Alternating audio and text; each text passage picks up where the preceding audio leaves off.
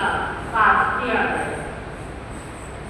जो भी स्तुति पढ़े मुख पर मुखपत्रिका या रुमाल आदि लगाकर पढ़े, नंगे मुंह इसका स्मरण नहीं करना चाहिए। कुछ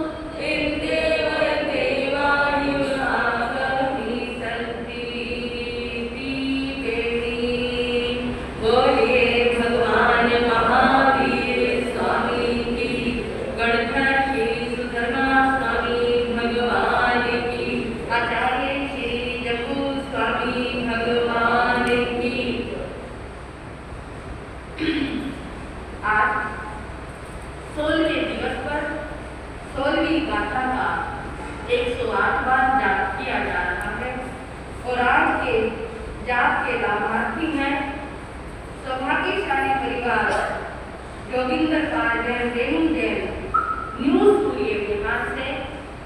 बंधुओं, इनको 16वीं गाथा के सुमरन करने का अवसर प्राप्त हुआ।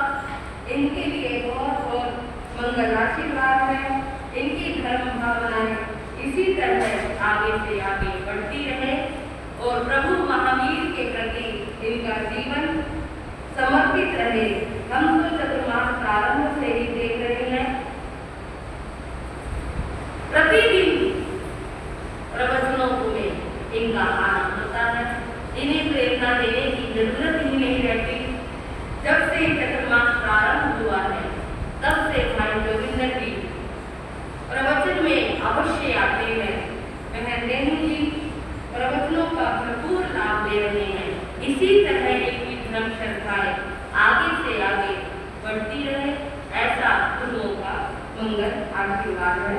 अब 16वीं गाथा का जाप किया। अनुत्तरं ब्रह्ममुनिरहिता अनुत्तरं ध्यानवरं धियायि सुसुखसुखं अपगतसुखं सखिदुःखे गन्तवतात्सुखं अनुत्तरं ब्रह्ममुनिरहिता अनुत्तरं ध्यानवरं धियायि सुसुखसुखं अपगतसुखं सखिदुःखे गन्तवतात्सुखं अनुत्तरं ब्रह्ममुनिरहिता अनुत्तरं ध्यानवरं धियायि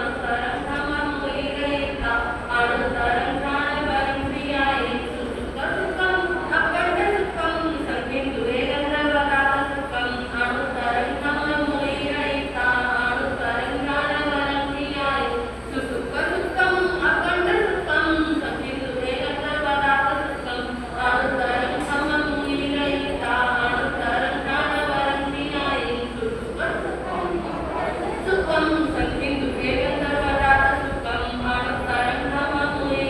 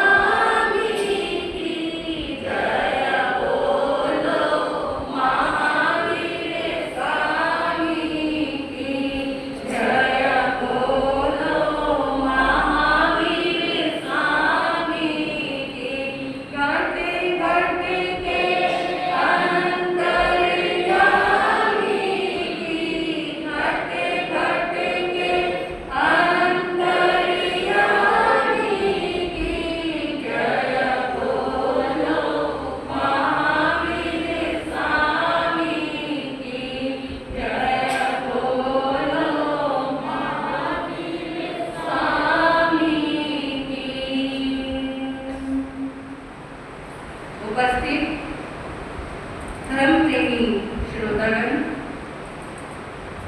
आप सभी ने 16वीं गाथा का जाप किया।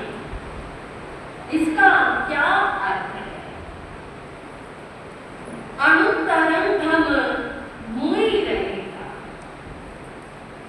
अणुतरंग झाड़ वरम जिया। प्रभु महावीर ने अणुत्तर, मैंने आपको पहले भी बताया था, जिससे ऊपर कोई ना हो, अणुत्तर सर्वश्रेष्ठ, शुद्ध चारित्र रूप सर्वश्रेष्ठ धर्म का उपदेश देकर अनुत्तर शुक्ल ध्यान को ध्यान,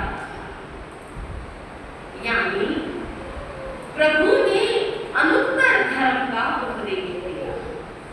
उस धर्म से ऊपर कोई धर्म नहीं। वो धर्म है बंधुओं अहिंसा धर्म, वो धर्म है संयम धर्म, वो धर्म है तप रूपी धर्म। जैन धर्म नहीं कहा। जैन धर्म क्यों कहेंगे? जैन धर्म तो हमने बाद में उसका नाम जैन धर्म रखा है। जैन यानी जो जिन भगवान की आराधना करे, जो जिन भगवान के द्वारा, जिन अर्थात जिनेंद्र, जिनेंद्र अर्थात जिन्होंने इंद्रियों को जीत लिया हो, ऐसे वीतरागी भगवान के बताए हुए धर्म का जो अनुसरण करे वो जैन धर्म, और जो अनुसरण करने वाले हैं वो जैन कहलाने लगे। भगवान महावीर स्वामी के समय में इस धर्म का कोई नाम नहीं। भगवान महावीर स्वामी के समय में भगवान के श्रावकों को जैन श्रावक नहीं कहा जाता। श्रमणोपासक, श्रमणों की उपासना करने वाले, जिन उपासक जिनेंद्र भगवान की उपासना करने वाले, ऐसा कहा जाता है। जिन धर्म कहा जाता है। भगवान महावीर कौन से धर्म का प्रचार कर रहे हैं? तो लोगों में अक्सर यही बात होती थी, जिन धर्म के प्रचारक भगवान महावीर, अहिंसा धर्म के प्रचारक भगवान महावीर, संयम और त्याग धर्म के प्रचारक भगवान महावीर। समय बदला, भगवान का निर्माण हुआ, उसके बाद हमारे आचार्य परंपरा चली। आगे आगे आचार्य भगवंतों को जैसा जैसा उचित लगता रहा, जैसे जैसे उन्होंने धर्म की प्रभावना की, लोगों में इसका प्रचार प्रसार हुआ। जिन धर्म जैन धर्म के नाम से प्रसिद्ध हो गया, जिन धर्म को मानने वाले जैन श्रावकों के नाम से प्रसिद्ध होते हैं। पहले जैन कौन होता था? जिसने अहिंसा, संयम और तप रूपी धर्म को अपनाया। लेकिन फिर भगवान पार्श्वनाथ परंपरा के 6ठे 7वें आचार्य आए। उन्होंने जैन धर्म का प्रचार करने के लिए जैन श्रावकों को बनाना शुरू किया। बंधुओं, ओसापट्टन में सबसे पहले उन्होंने 1 लाख से अधिक जैन श्रावकों को बनाया और उन श्रावकों को एक नाम दिया, ओसापट्टन के नाम से, ओसवाल। और उन्हीं का वंश आगे चलते चलते आज ओसवाल वंश कहता है। ये परंपरा बहुत पुरानी है, आज की नहीं। वो जिस जिस नगर में गए या उनके अन्य साधु जिस जिस नगर में गए, बड़े बंधन आता है ऐसे ऐसे आचार्यों का। तो जो जो आप आज वंश देख रहे हैं, कौरवाद वंश या अन्य खंडेरवाद वंश, जितने भी हम देख रहे हैं, संप्रदाय देख रहे हैं, वंश देख रहे हैं, ये सब उन जैन आचार्यों की कृपा है। जिस जिस नगर में वो धर्म का प्रचार करते थे, उस नगर या जिस जिस वंश के, जैसे एक नगर जब बसता है तो वहां पे एक गोत्र के लोग ज्यादा हो जाते हैं, एक जाति के लोग ज्यादा हो जाते हैं, तो उस जाति के आधार पर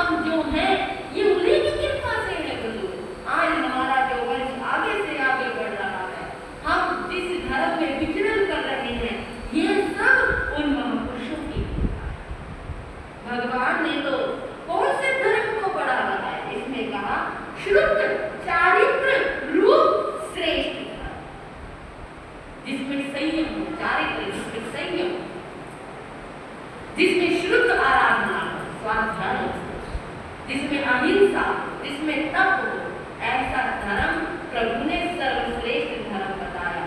और इसी तरह उस सर्वश्रेष्ठ धर्म का उपदेश देकर श्रेष्ठ शुक्र ध्यान का ध्यान, 4 ध्यान का वर्णन आता है। आर्त ध्यान, रौद्र ध्यान, ये ध्यान निकृष्ट ध्यान कहलाते हैं।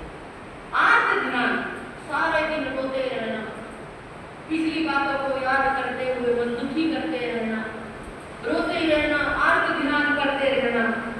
रौद्र ध्यान, सारे दिन मन में कलेश भाव रखना, किसी के प्रति वैर भाव रखना, क्रोध का भाव रखना, रौद्र ध्यान में ही चिंतन रखना, रौद्र ध्यान में ही विचार करते रहना।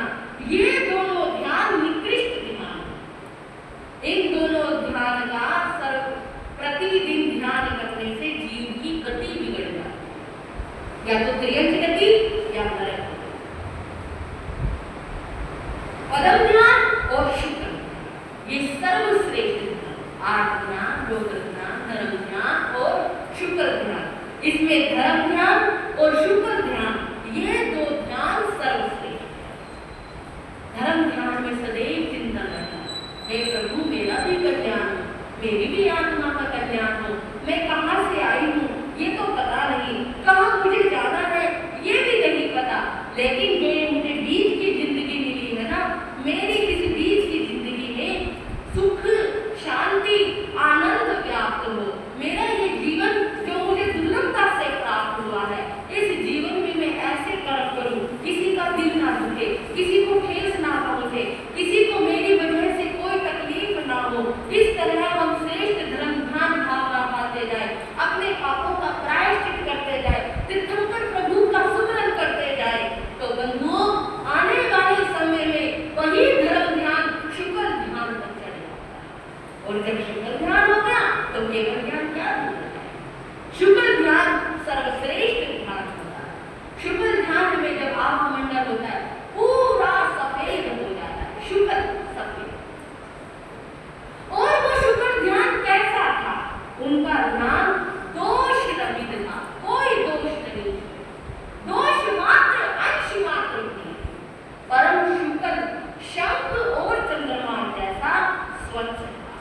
भगवान का शुक्र ध्यान कैसा था? शंख जैसे सफेद होता है, धवल होता है, पवित्र होता है, ऐसा भगवान का ध्यान था। उसको उपमित किया गया चंद्रमा से, जैसे चंद्रमा सफेद होता है, धवल होता है, उज्जवल होता है, शांति देने वाला होता है।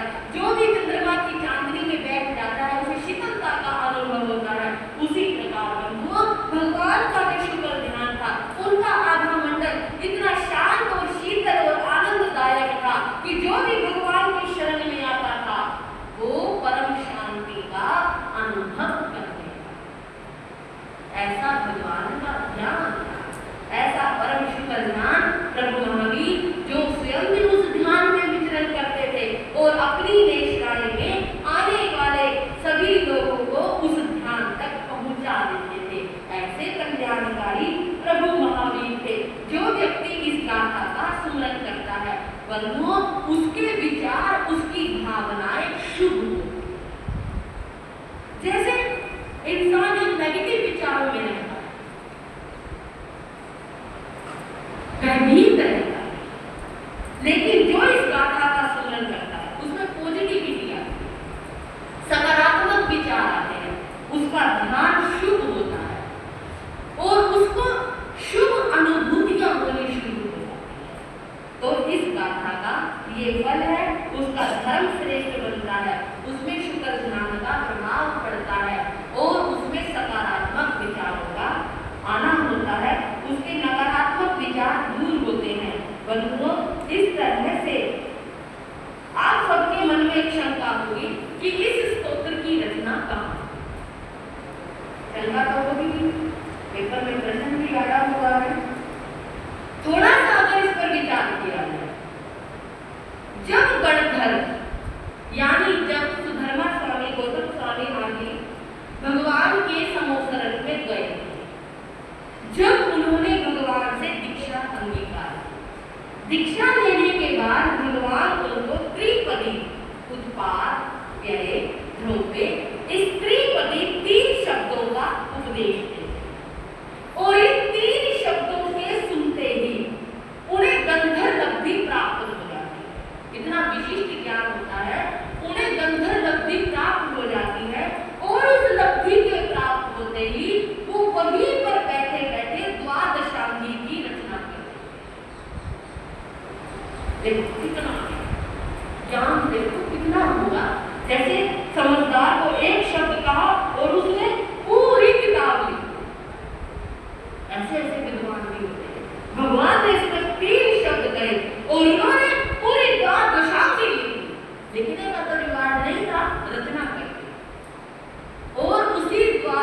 शांति का वो गणधर अपने अपने गण अपने अपने निष्ठाय में रहने वाले साधु संतों को उसका उपदेश देते।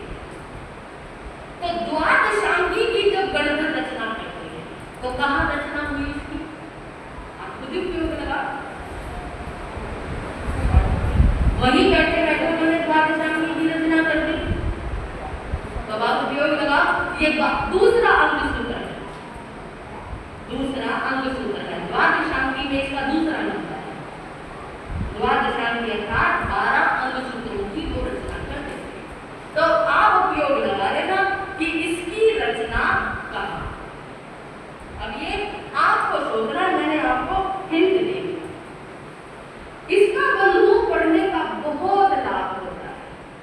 यह स्तुति बिना कामना बिना किसी याचना के पढ़ी जाए तो लौकिक और लोकोत्तर आत्मिक सभी दुख विघ्न बाधाएं समाप्त हो जाए और ऐसा वो साधक अभय बनता है। इसे विशेष रूप से दीपावली महापर्व के दिनों में पढ़ा जाता है या चैत के दिनों में इसे विशेष रूप से पढ़ा जाता है।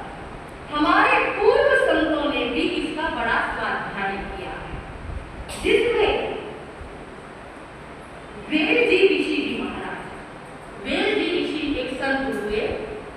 ये आहार में सिर्फ एक छाछ ग्रहण करते थे, पूरा दिन सिर्फ एक लस्सी, एक गिलास लस्सी का पीते थे और कुछ भी ग्रहण नहीं करते थे। और ऐसी साधना, ऐसी तपस्या इन्होंने कई वर्षों तक की। एक इन्होंने इस कुची सुनन स्तोत्र की आराधना की और तपस्वी राज श्री लालचंद जी महाराज हुए। उन्होंने भी 6 लाख से अधिक इसका स्वाध्याय किया। देखो कितनी महिमा होगी इसकी, जब पूर्व आचार्य इसका स्वाध्याय करते थे, इसका पाठ करते थे। और बंधुओं, ये दोनों ही संत अपने आप में विशेष रिद्धि सिद्धि और लब्धि संपन्न, क्योंकि ये स्तोत्र कोई छोटा नहीं, बहुत बड़ी महिमा वाला ये स्तोत्र है। और आप इसका प्रतिदिन स्वाध्याय कर रहे हैं, तो मुझे तो ये भी उम्मीद है कि जो प्रतिदिन इसका स्वाध्याय कर रहे हैं उन्हें 29 दिनों के अंदर अंदर कोई ना कोई अनुभूति अवश्य हो। चाहे वो अनुभूति स्वप्न के माध्यम से हो, चाहे वो अनुभूति वैसे ही हो, उन्हें कुछ ना कुछ अनुभूति अवश्य होगी। चाहे वो इसका उपयोग ना लगा पाए, लेकिन इस स्तोत्र की आराधना यदि आप दृढ़ मन से श्रद्धा से कर रहे हैं तो अनुभूति होना स्वाभाविक है। ऐसा ये कल्याणकारी स्तोत्र है। और आज के जो इसका अनुष्ठान का लाभ लिया है जोगिंदर पाल जी न्यू सूर्य बिहार वालों ने, इनके लिए उन्हें बहुत बहुत मंगल आशीर्वाद है। एक भजन आज इस अवसर पर एक भजन कहना चाह रही है। भाई जोगिंदर पाल जी आगे आएंगे।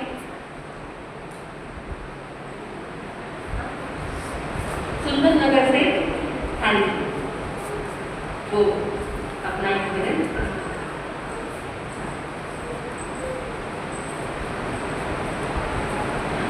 वो आदमी